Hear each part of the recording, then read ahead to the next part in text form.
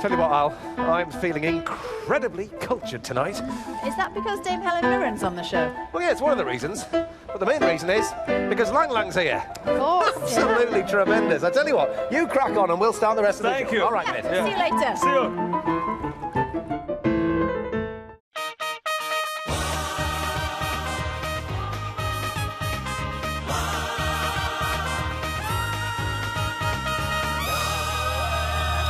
Well, hello and welcome to The One Show with Alex Jones. And Matt Bacon. And today we are joined by royalty. The king of classical music, Lang Lang, will be performing for us later in the show for day 2 of the One Show Music Festival. And he is absolutely incredible. Superb. But first, we are joined by the queen of stage and screen. It's Dame Helen Mirren. Welcome, Helen, to the outside of our One Show studio. Very American.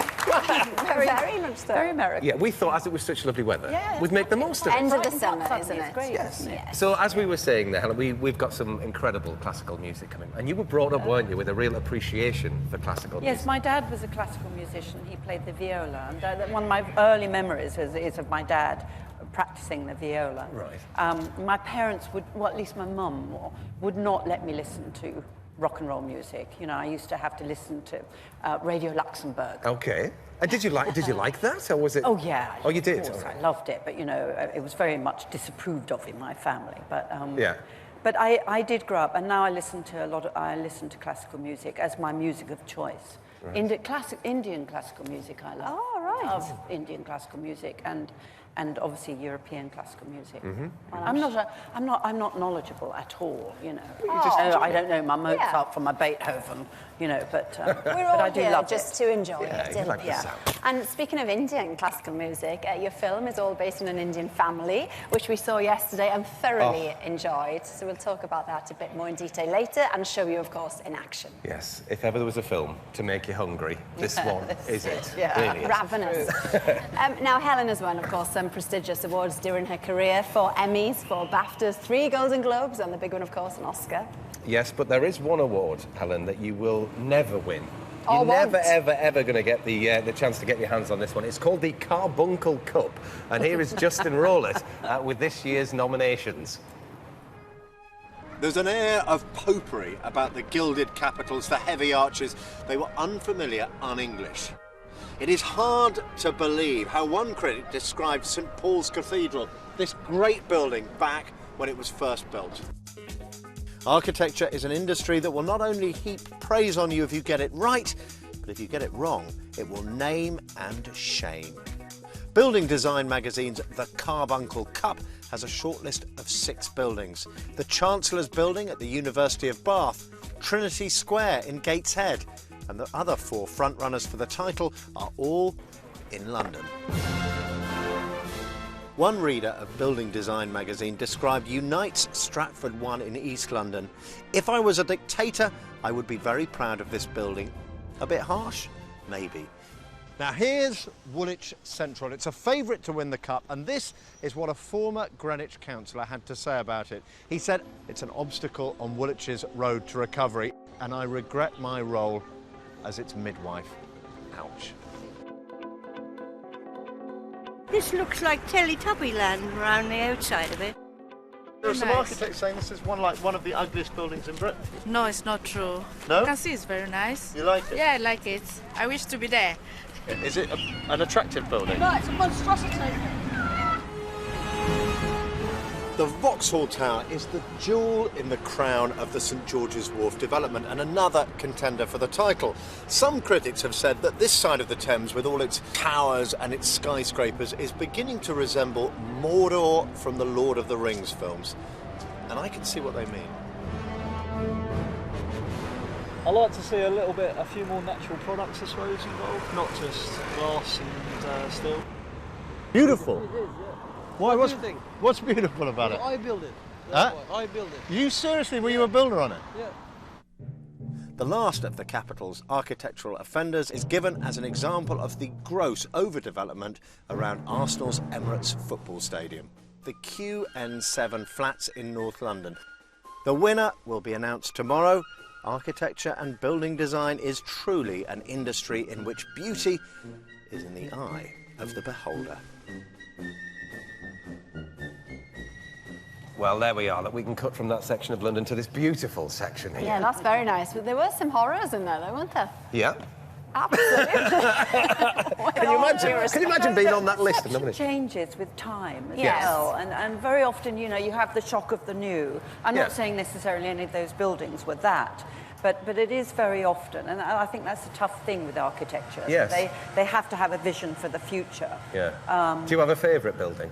You know, I love the MI5 building. Oh. 'cause Oh, it's kind yeah, of- right. Yeah, I don't yeah, know. yeah. It looks magical and strange. There's another lovely building I love in the city, which is what I call it like the witchy building. It's a modern building. It's Okay. got all these pointy roofs on it. Yeah, yeah. I kind of agree with the guy who was saying, why is it always glass? What about natural materials, wood and stone? Yeah, but And oh no. I do agree with that. I've had enough of glass buildings. Yeah. Well, there's no glass buildings in the new film. I mean, it's shot beautifully, isn't it, out in France. Tell Yes. us a bit about where it was shot then, and indeed what the story is. It was shot in an area called Tarn-et-Garonne, which is just north of Toulouse.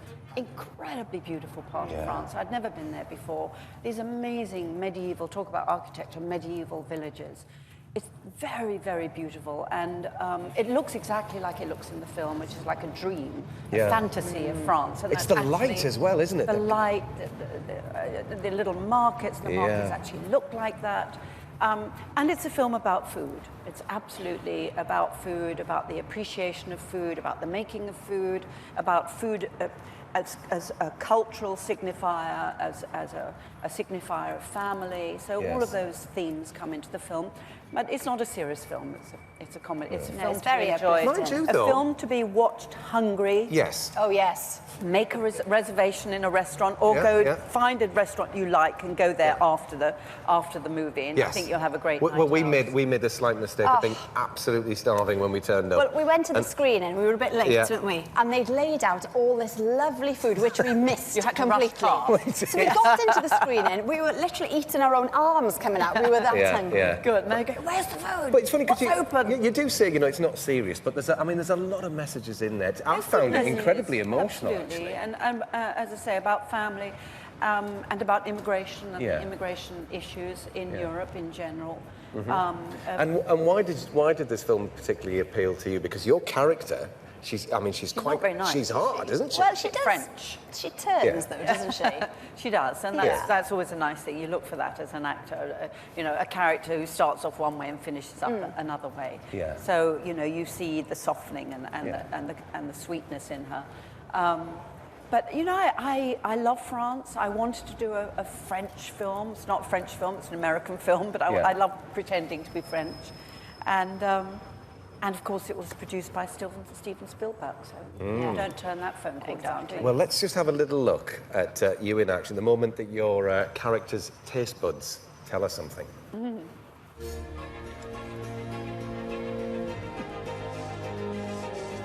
This is flavor that is fighting against the chicken. I added some spices for flavor to the sauce and coriander for garnish and freshness. But why change a recipe that is 200 years old? Because, madam, maybe 200 years is long enough.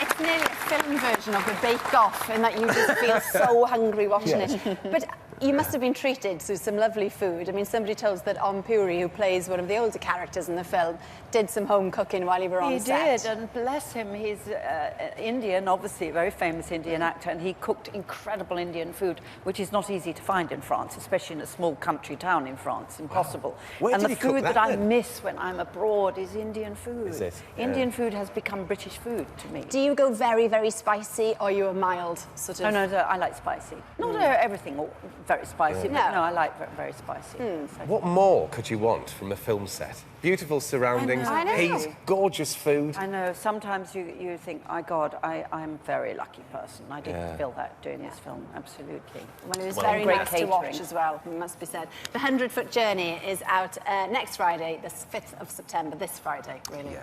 Now, in this digital age, you might think that the old scam of turning a car mileage clock back was a thing of the past. Well, with the help of Dan Donnelly and some well-placed hidden cameras, we've discovered it's anything but. Car clocking's on the rise. It's reckoned 1 in every 20 cars on Britain's roads has got fake mileage.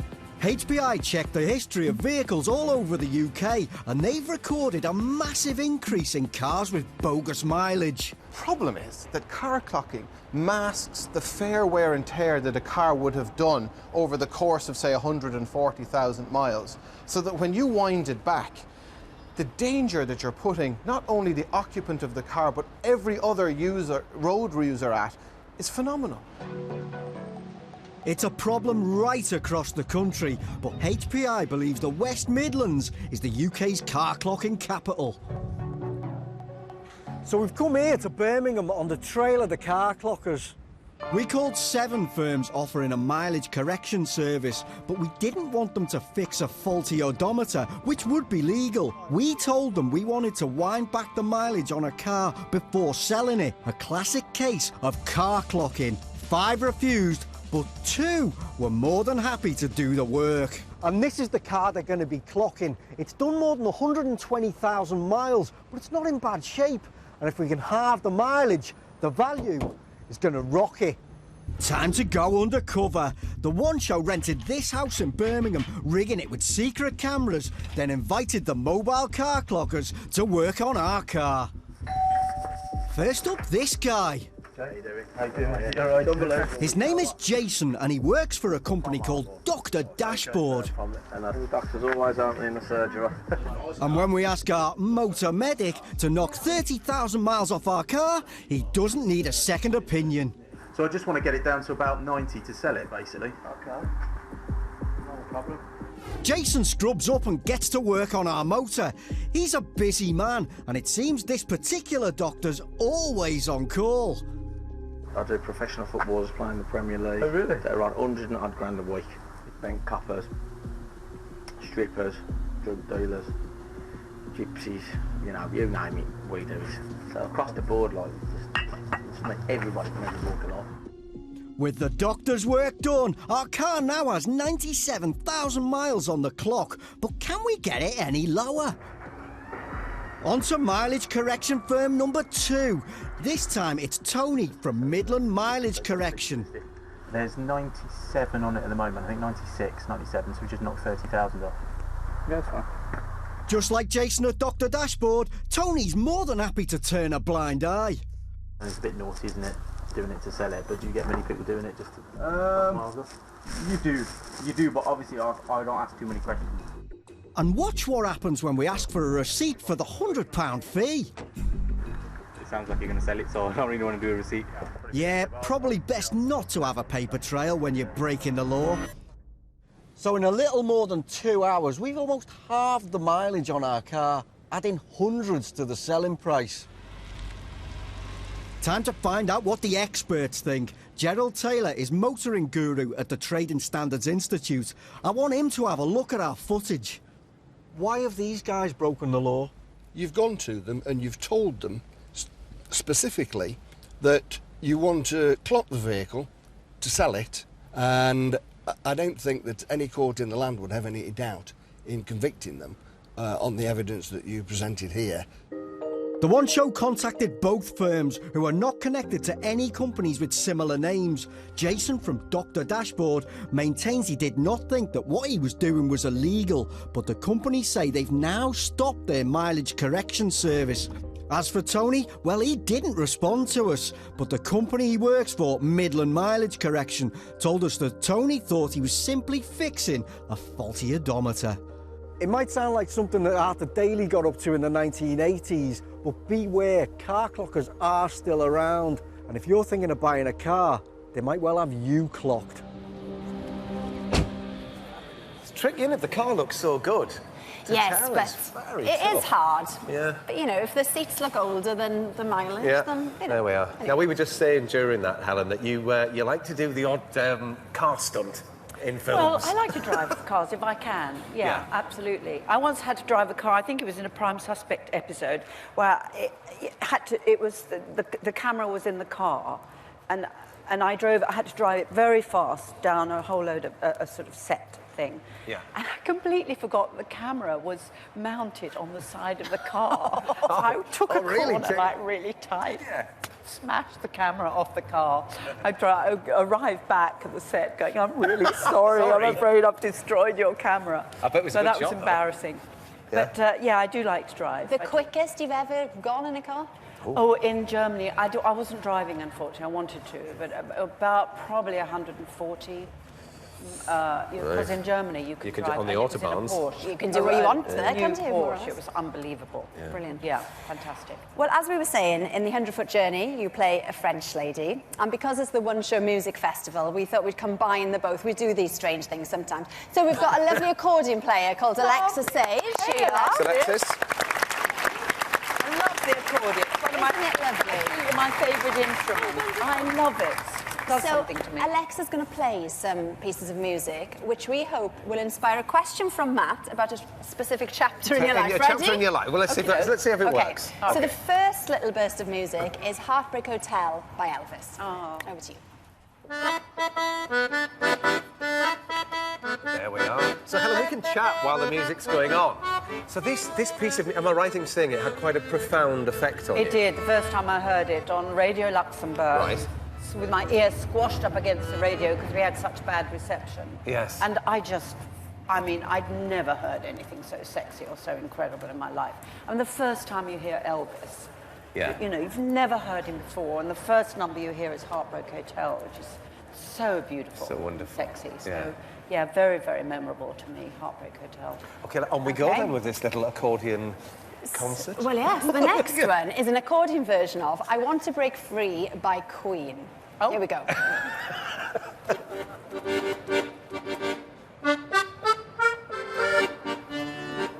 So slightly tenuous, this one, Helen. It does refer, of course, to Queen. Yes. And is it right that you're reprising the role of Queen soon? Yes, I am, and I do want to break free. Very You're good. absolutely right. I do want to break free, but I can't for a while. Right. I'm still sort of, you know, joined at the hip to Her Wonderful Majesty. At least until June next year. I'm doing it in New York. Yeah, I'm doing Oh, the play in that New would be York. great, though, wouldn't it, on Broadway? How do you think it will be received over there? I don't know. You know, it's very much about British history. But the Americans who came to see it in London absolutely loved it. Yeah. So, you know, they wanted to do it in America, so we're going to give it a whirl. OK. Yeah. OK. We've got another one. But from that point on, never again. Not much as I respect you Her will break Majesty, free then. You know, I'm sure she wants to be rid of me as well. OK, then. Will that woman ever stop? We should maybe play the final countdown now. I don't know, but anyway, go on. We'll do the last one. Yeah. It's a Lionel Richie song. Say You, Say Me. Oh. Go on, Alexa.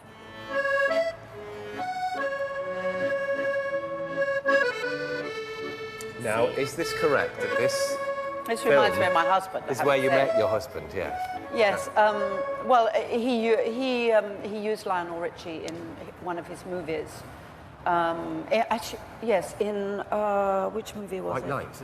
White Nights. What am I saying? White Nights, exactly. Yeah. Yes, and I met. But he'd used Lionel before in a film before that as well. Yeah. Seems incredibly romantic. That is that how you play out together? Or are you very romantic? Taylor and I. No, we're not romantic at all. No. We're very anti-romantic. No, we never go out for romantic evenings, and we never give each other Valentine cards. I occasionally get a bunch of flowers if I really bully him into it. Really? See, that makes me feel a whole lot better. There you go. Very un-French. Yellow roses. I was Very with my un-French, husband. but Yeah. Very good. Thank you very much, Alexa, as well. That was wonderful. Excellent. Well done once again. Thank you so much. I love the dress as well. That was lovely. I bought an accordion a couple of weeks ago at an auction, so you'll have to give me a few tips. Yeah, no, exactly. Yesterday we told you about the wildlife project that's attempting to reintroduce a rare bird of prey to parts of Europe. Yes, it all started in Scotland, but has spread its wings as far as Spain, as Mike Dilger has discovered. Just over 3 weeks ago, 11 osprey chicks were safely taken from nests in Scotland to be transported to a new home. As in Britain, this bird of prey had been persecuted in Spain, until there were no breeding pairs left in the north of the country. But close to the city of Bilbao, all that could be about to change, as these Scottish chicks are part of a plan to create a new breeding population. And now they're ready to be released here in El País Vasco, the Basque Country. Since their arrival a couple of weeks ago, the Scottish ospreys have been well looked after in large cages overlooking the Urdubai estuary. This is so they forget any memory of Scotland and now regard what they're looking at as their new home. At around 7 weeks old in the wild, ospreys will fledge from the nest. So Spanish project leader, Dr. Aitor Galarza, is keeping a close eye on these chicks to look out for the telltale signs that let him know they're ready to leave. So first, when they begin flapping, it's one signal, the first signal. Then when they jump onto the perches, and the last signal is when they began grabbing onto the mesh. So when we see that they are grabbing, we know that we have to release in 2 days or 3 days, more or less. Roy Dennis, who pioneered the return of ospreys in Britain, has spent the last couple of years helping Spanish conservationists decide the best place for the osprey's new home. Urdubai estuary is just superb for ospreys. This fills up with water and it's just full of grey mullet. We realised that this coast would be a great place to try to get ospreys to breed again. And tomorrow morning, 2 of the ospreys Roy collected from Scotland will be released into their new home. Well, it's just before 6 o'clock in the morning on Liberation Day. The team are just about to open one of the front of the cages, and hopefully, as the sun rises, they should come to the front and take their maiden flight. Doesn't get much more exciting than this. Well, Roy, lo and behold, the sun is up, dawn is happening, and the birds have come right to the edge straight away. Yeah, once the lid is down, then they come out like that. The ospreys have already been ringed and satellite tagged, so when they do fly off, Aitor and his team can follow them both here and when they migrate to Africa. But it's taking a lot longer for them to fly from the cages than I anticipated. 2.5 hours later, we're still waiting for the ospreys to leave. But the longer we wait is actually good news. This is much better. So you give them plenty of time, because the most important thing is that when they do their first flight, they stay in this area and they don't get lost. Yeah. And after a good 3 hours of waiting... This looks more promising, Roy. That is the edge. looking good. Oh no, that's it. Gone. It's gone. It's gone. Gone. It's gone. No. Oh, look at that flying. Its first ever flight. And after a quick survey of its new home, it perches in a tree. A good sign is it hasn't flown off. And then, 5 minutes later, the second one takes to the air. How does it feel, Roy, seeing it flying? You plucked this bird out of a nest about a month ago. Well, I feel, very personal. From Scotland, with love. Absolutely. Once all the ospreys are released, they'll stay in the estuary for around a month before they begin the long migration south. Where they'll then spend the next 2 years in West Africa before hopefully returning right back here and being amongst the first ospreys for decades to breed back in the Basque Country, thanks to a little bit of help from Scotland. I think Mike is now after a trip to West Africa. Definitely. I think that's what he's aiming for there. Anyway, we've migrated from the sofa over to the stage to meet the superstar of classical music. It's Lang Lang, everybody! So lovely to have you with us, Lang Lang. Such a pleasure. Really is. Wonderful. Really good, yeah. It's lovely to be this close to the piano as well, isn't it? Now, you've obviously sold out venues right across the world with your phenomenal playing. But right back at the beginning then, when you started, when you were a young boy in your bedsit in Beijing, the neighbours weren't so enamoured, were they, with your piano playing? Yeah, I was practicing every day, like... As you do? Yeah, and my neighbours, because we need to practice slowly the scales. Right. So my neighbours, stop! Yeah, of course. Little did they know. But, it all started, didn't it, when you were incredibly young? What, maybe 2 or 3? How did your parents know that that was the thing for you? I was actually watching Tom and Jerry cartoon, and they were playing piano, like, flying around. Yeah. And I remember Tom had, fingers like spaghetti, like... and I was like, wow, that's cool. And I had a little piano, which I thought was like grandson of the Thomas piano. Okay, yeah. So really, since then, you've kind of wanted to be that, Tom, and inspire children all over the place? Because no doubt they'll be watching now, watching you do that, thinking, that's incredible, let me have a go, let me have a go.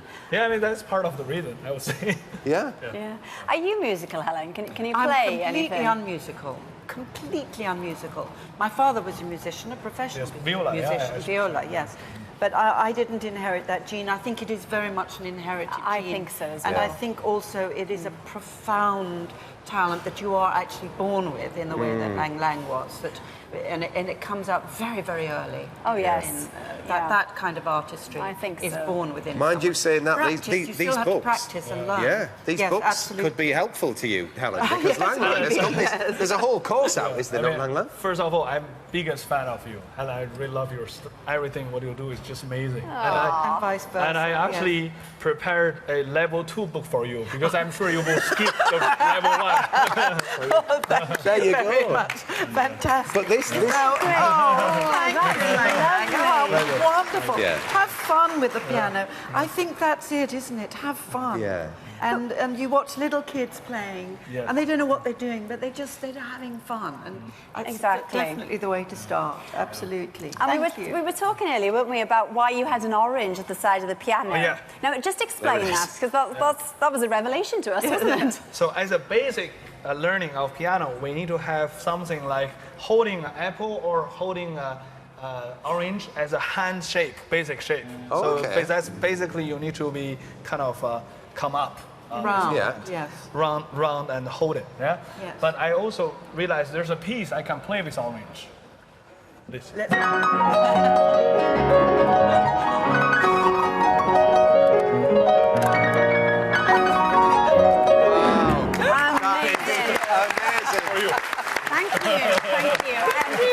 Thanks so much, Helen, for joining us tonight. The new show, 100-Foot Journey, is out Friday, the new film. Now, Lang Lang is going to play us out with a Prelude in E minor by Chopin, and you can watch Lang Lang's full set by pressing the red button straight after the show. Yes, so Lang Lang, please take it away. Thank you.